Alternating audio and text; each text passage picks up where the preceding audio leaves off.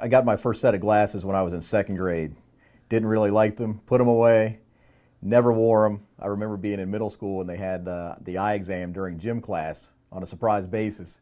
And I used to sneak out real early and study the chart and make sure I got in that line so that I wouldn't get the note sent home that said I had to get glasses. So I really tried to avoid it as much as I could. And by the time I got to high school and could start driving, right, it became much more important. So I got contacts. And so I've worn contacts for about 20 years. It was about a year or so ago. I happened to just be at a charity event one night, and one of the gifts at for a fundraiser, one of the items you could bid on was Lasik surgery here and getting a significant discount.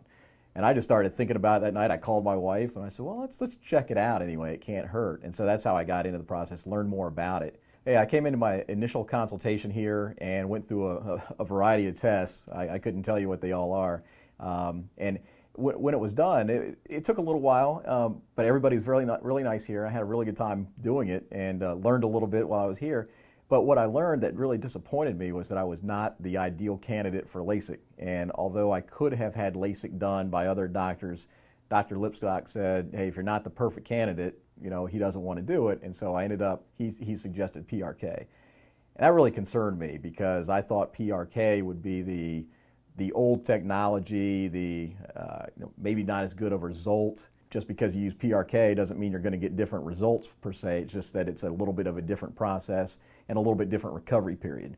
So I went through a recovery period where you're just having to do things like put drops in your eyes for a few months that you don't have to do with the traditional LASIK. So the recovery time they talk about is not really something where you're in pain or going through something that you really regretted doing. It's not like that at all. I came in for surgery on the day